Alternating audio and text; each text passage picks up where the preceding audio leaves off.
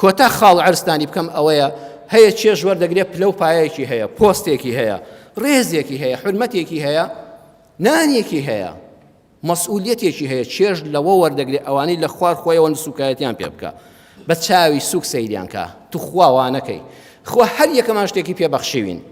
قسەی کۆتاییم ئەوەیە لەگەڵ خەڵک باش بە کاتێ بەرەو سەر دەڕۆی، چونکە لە ڕێگەی هاتنە خوارەوە چاوت پێیان دەکەوێتەوە. هەمیشە تۆ ڕۆژە بەرەو سەر دەڕۆی، خەڵک تووشت دەبێ، پلە بە پلە سەر دەکەوی، پلە و پایەکەت، پۆستەکەت، ڕێز و حرمەتەکەت، دەوڵەمەندیەکەت، عالەم لێنە سەر ڕێگات. لە بەرزبوونەوەتدا خەڵک تووشت دەبێ، کوڕە لەگەڵ خەڵکا بە ڕێز بە، بە حرمەت بە، قەسەم بە ئەڵڵا ڕۆژێ دێیتەوە خوارەوە، دێیتەوە خوارەوە، یەک تووشیان دەبێەوە، ئەمجا سەرت شۆڕ کردووە چونکە کاتی خۆی بەبێ ڕێزی سەیرت کردووە، ڕوو نایە سەیریان بکەی. بەچی دێیتە خوارەوە؟ بەڕێزمیان لەوانەیە فەسڵ کرێ لەو پۆستە. بەخوا هەیە لا دەدرێ چەند کەسمان بینی لە پۆستی وەزیر، نائیبی وەزیر، لەم ڕۆژانە بەڕێزان لە پۆستی سەرکردایەتی حیزبەکاندا کە لایەنەکەی خۆی لێی بۆ بە دوژمن، جاران خەڵک سەرەی دەگەت سێڵفێکی لەگەڵ بگرێ. ئێستا بە قوربان ناناسم، ئێستا ئەم دەگەڕێ لە تەعزیەیەکی ئەم و ئاوەڵکو خەڵک بڵێ مەرحەبا، چاو لێ لە بەرزێەوە هاتیەوە خوارێ. جا ئەگەر ڕۆژێ حرمەتی خەڵکت گر پێ فریاد دەکەوێ، ئەگەر ڕۆژێ بێڕێزیت بە خەڵک کرد بێ، ئێستا هیچن نەما، هەر لایەنەکەی خۆت لێت بۆتە دوژمن. کوڕبرا دەرناچیتەوە، خۆ هەڵبژاردنەوانە بەخۆ هەمووی درۆیە، وا نەزانی لایەنگرت زۆرە، دیموکراسی هەر بۆ خۆی وشەیەکی درۆیە.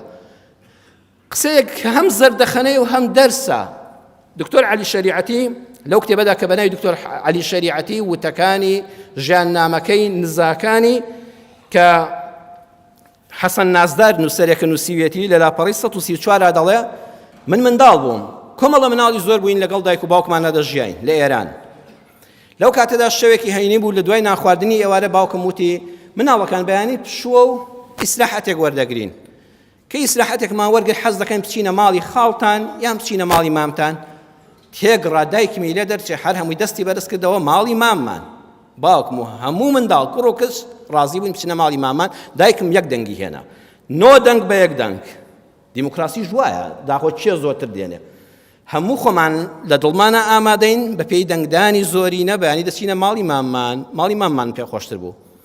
بەڵام بەیانی لە دوای نان خواردنی بەیانی دایکم بەڕوویەکی خۆش و زەردەخەنەوەتی مناڵەکان خۆتان حازرکەن ئێستا دەڕۆین بۆ ماڵی خاڵتان.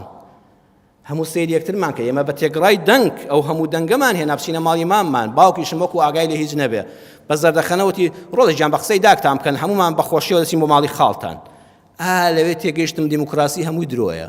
هەموو چارەنووسی خەڵکەکان کە دەست بەرز دەکەنەوە پەنجە دەخەنە مەرەکەبەوە لە ژوورە تاریکەکانەوە و لە خۆشی و سەفقەیەکە بڕیاری لەسەر دەدرێت. داکو بام چێژی خۆیان بینی بوو شەوێر بە یەک ڕازی بوون و هەموو دەنگی ئەمە سووتە. کوڕە بەڕێزم دڵت بە دەنگدان خۆش نەبێ، بەخوا دوایی دیتەوە سەر سفرەکە لە سەری هێنایە خوارێ. دا ئەمڕۆ 4 کەس مەرحەبایی بکە، دا ئەمڕۆ ڕێزی 2 کەس بگرە، دا ئەمڕۆ ئینزایەکی جوان بۆ خەڵک بکە، دەتخوا بدەم نەخۆشێکەوە بڕۆ تا پۆستەکان لێ نەستاندویەوە لە ئینتیخابات دەرنەچوویتەوە. بەخوا لە دەستی دەدەی ڕۆژێ پیر دەبی، هەر دەبێ خانە نشین بی. وەڵڵی هەر یەکێک لە ئێمە کە ڕۆژێ خەڵک مەرحەباییمان دەکا قەسەم بەخوا ڕۆژێ بەتەنها دەمێنینەوە، بەو خوا لە ماڵەوە بەتەنها دەمێنیەوە، خوا تێشێ تەلەفۆنێکت بۆ بکە، سەردانێکت بکە. دا ئەمڕۆ لە سەرکەوتنی پلەکانی ژیان تا ڕێزی خەڵک بگرە، چێژ مەبینە لە ئازاردانی خەڵک، چونکە لە هاتنە خوارەوەدا یەک چاوت پێیان دەکەوێتەوە، با ڕوود بێت چاوت بە خەڵک بکەوێتەوە.